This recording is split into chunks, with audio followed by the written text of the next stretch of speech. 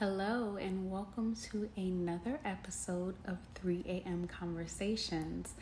I am your host, Jacqueline Smith, and today we're going to talk about timing. And this is going to be a short video.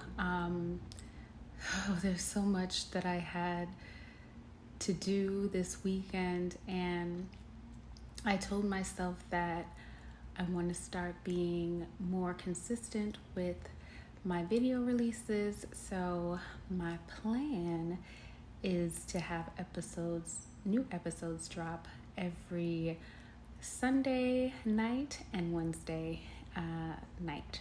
So I am staying true to my schedule as a promise to myself. But yeah, we're going to talk about timing today. And this, I was wondering what, because that's always another, an issue of trying to figure out what do I want to talk to the people about today. The people that are tuning into my podcast. And I want to thank you from the bottom of my heart for just indulging me and listening to my stories, and I hope I hope you are finding them helpful and valuable and thought-provoking, which is my purpose. So the episode topic today stems from experience that I had over the weekend. So I'm such a random crazy person, and I had to tour a couple of apartments because I'm definitely moving out of the current apartment that I'm in. So I had an early appointment to tour an apartment, then I went grocery shopping, and then I went to the library to get some books to read. And by the time I got home, I said that I wanted to try on wedding dresses. So I know this is crazy. I know I sound crazy, but hear me out. So I got home, and every morning I sit and I pray to God, and Saturday morning was no different. I sat with God, I was journaling, I was reading my Bible, and I was praying, and the idea popped up in my head to go and try on wedding dresses. Now, of course, I'm a little nervous about doing so because I don't even have a man, y'all. Not even a man, a friend in sight. Not even somebody that I am entertaining. Like, I am super single. But I decided to indulge. So as the day was going by and I was running all my errands and trying to make my appointments, I realized by the time I got home that was the last thing that I had to do on my list. So, and it just so happens that there is a David's Bridal within walking distance from my house. So I took my little self on over there. I actually walked there. Because it's much easier for me to walk than it is to drive. So I thought, because that is a very busy street that I had to cross. But I got to David's Bridal and I just walked in. I really didn't want to have to if anybody asked me any questions or, set up any appointments for me. So I literally just walked into the store, and I walked into the store, and at first I was like looking at the bridesmaids dresses, and then I made myself made my way over to the bridal section. So I'm looking at dresses, and this woman approaches me and she says, "Oh, are you working with a sales associate?" And I said, "No, I'm not. I'm just looking. I'm just coming in here to look." And she says, "Oh, but if you want to try some dresses on, you have to check in." And I was like, "Okay, I don't mind doing that." So the check-in consisted of me giving my name, email address, telephone number, all of that, but also the date of my wedding. So I do have a wedding date in mind. So I did put that date down, and I proceeded to go back looking at the wedding dresses. So after a while, no one came up to me, so I thought they forgot about me. So I just continued to look, and I think I was almost tempted to leave because I had a little bit of a wait. But, just as I was about to leave, this woman walked up to me and she said, "Jacqueline, hi, I'm your sales associate for today." And I said, "Oh, fabulous." And I said, "I'm going to make your job very easy. I've already picked out dresses that I want to try on." And she said, "Fabulous." So she pulled all the dresses, and she put me in this fitting room. And the fitting room was super tiny. It was like the size of the closet, and there's no mirrors.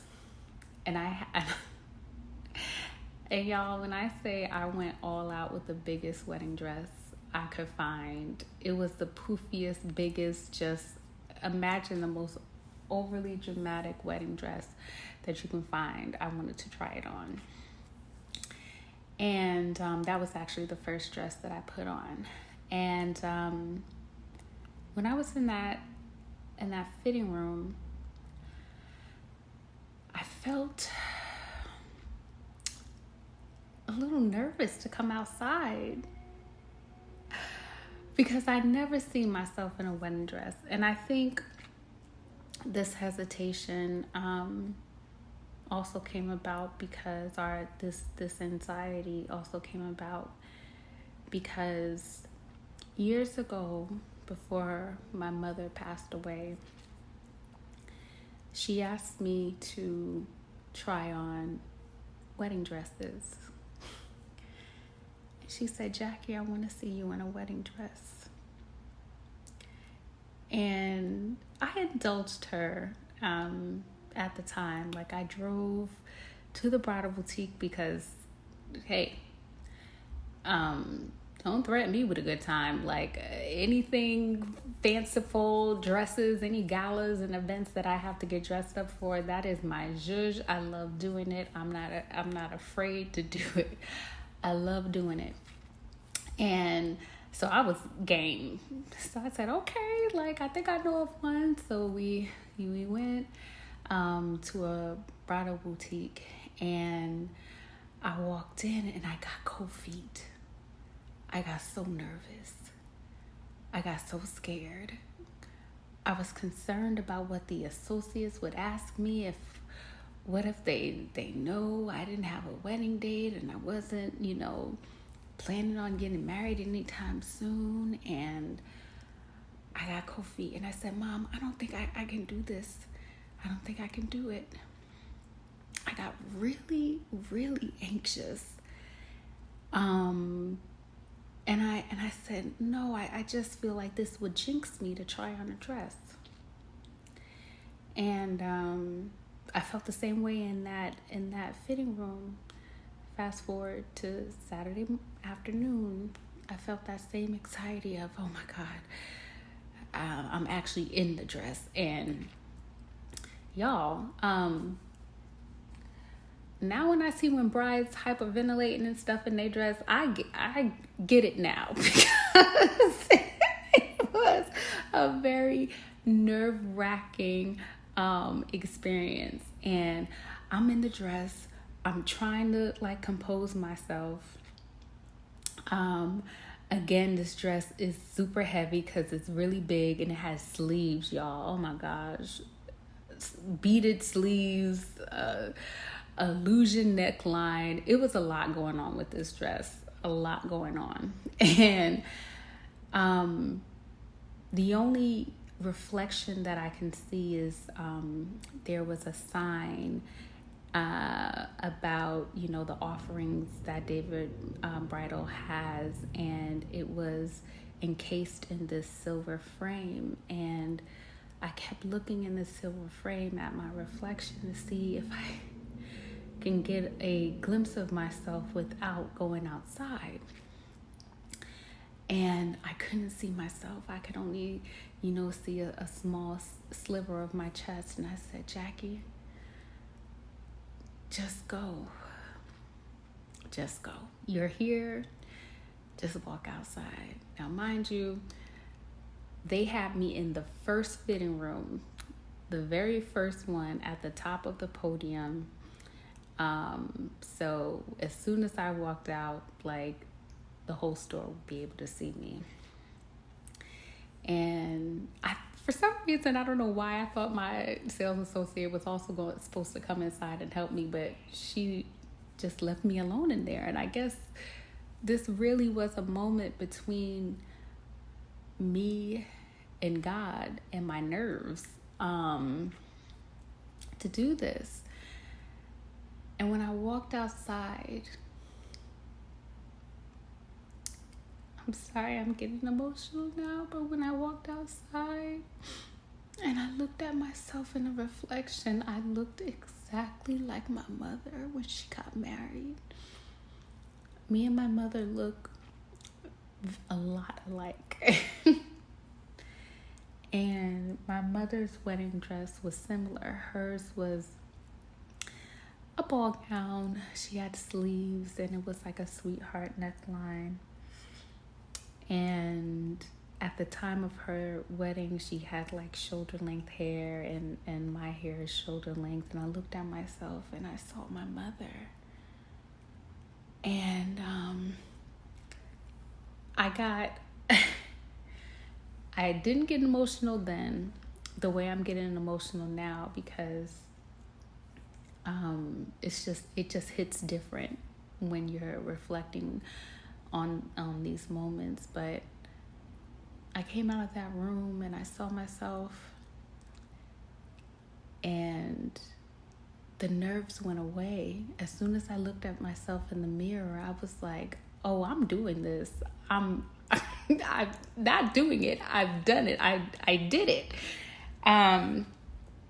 So my nerves went away, and it just felt like all eyes in that boutique were on me in that dress.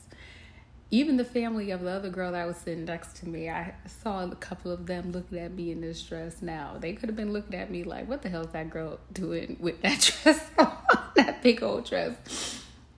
But all I know is that the second dress that I tried on, now instead of one sales associate, I had 2 additional sales associates. So now I had 3 women helping me try on my wedding dress. And because I went alone, I didn't do this with anybody, y'all. I really did this by myself. And they were fitting me, tying me up in the back, and just asking me how I feel, how I met my fiance. And I'm so sorry, y'all. I usually do not lie. I usually don't lie. I really don't lie. I hate lying. And I had to, what did I tell that girl? I was like, oh, I met my fiance at a friend's wedding. And yeah, we just been together ever since. And did she ask me how he proposed? I don't think she asked me that. I think she just asked me how we met. And I just said at a friend's wedding. And then she was like, oh, okay. She was like, when is your wedding? And I was like, oh, it's next year in the springtime. And what else did she ask me? Oh, she was like, oh, is your wedding like a boho chic? What kind of, and I just told that girl, I said, I don't know. Because she was just asking me too much. And I know, God bless her heart, I know that girl was just doing her job. But she was asking me 1,000,001 questions. And I was really doing this as something, why did I do this? I went there because it was like me facing, I don't know, a fear that I had of being in this moment and being in this dress and what that symbolized and or symbolizes, and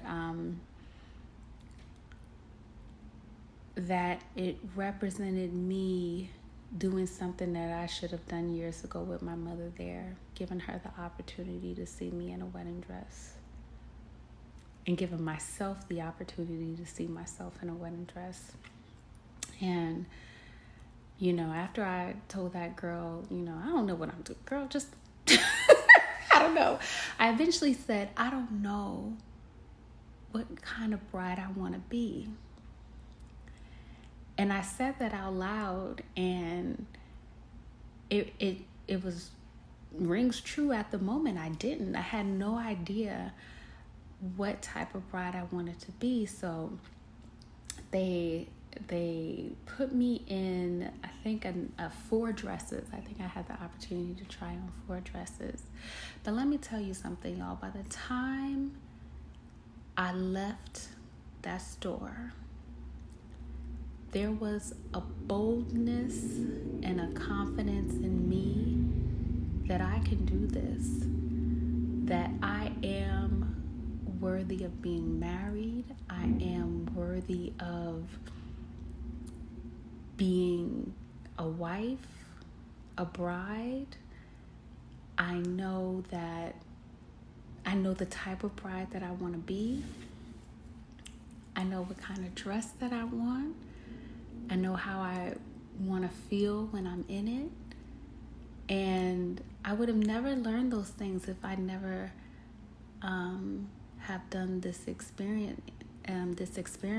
And going back to the theme of this conversation about timing, God has a very funny way of the sequence of events that happened in our life, and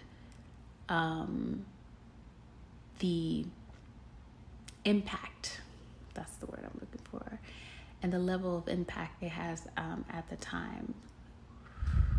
Years ago, when my mother asked me to go to the bridal boutique, my mind was not on marriage.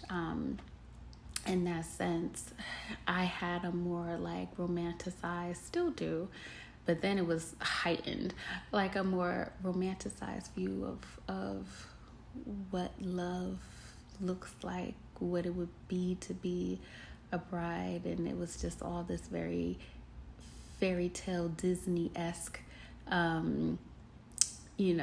talk. And I didn't have the reverence that I do for it now, after going through several weddings and just learning through the Bible and meditation of what it means to be a wife and how I should behave as a wife and the things that I need to be doing to prepare for my husband. And at the time, maybe God didn't see it for me then, even though my mom wanted me to do that for her. God knew that at this moment in time, when I was ready to walk up in that store, I did it with confidence. I left with a purpose. I left knowing who I wanted to be down that aisle as I made my vow in front of God and to the public that I dedicate my love to the man in front of me. I knew how I wanted to be and how I wanted to look and how I wanted to be presented. And I didn't know all those things then. And I feel like the timing is optimal now because God is preparing me. And it's no different from prepping for a test. At school, you study. You act out, you play out. If it's for a math test, you play out different scenarios in your head. You try different problems over and over and over again until you master them, until you understand the connections between the numbers. It's repetitive, and it prepares you so that when you are presented with that test, hallelujah, you are confident. And that's what that experience gave me. It gave me confidence to know that when I am faced with preparing myself to be a bride, that I will be ready. Because I have prepared for this day. I've taken the steps to challenge myself and do things outside of my normal day-to-day activities, because y'all, I just don't be trying wedding dresses on every weekend, but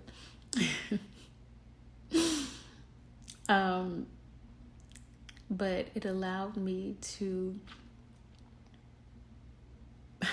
get the jitters and the bugs out of the way, clear the way of the nerves, get the nerves out of the way so that I can tune in and focus on the moment and the message that God was delivering to me through this experience, which is my timing is perfect. Your man will come in the right time. Your wedding will be here in the right time, at the right time. So there's no need to worry. There's no need to be anxious, because he has a plan for your life. And that's it, y'all.